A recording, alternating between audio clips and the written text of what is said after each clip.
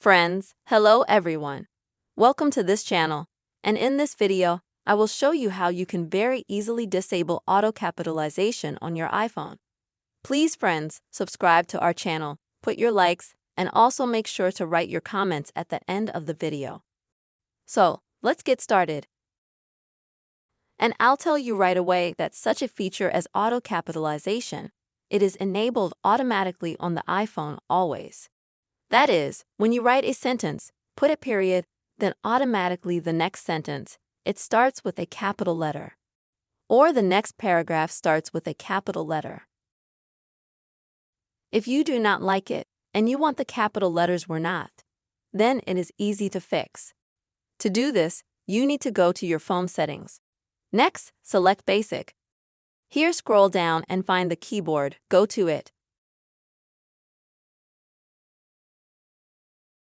After that, here you will find this feature which is called auto capitalization, and you just need to disable it. So now if you write text, you will not have capital letters. Friends, this is the very simple way you can easily disable auto capitalization on your iPhone.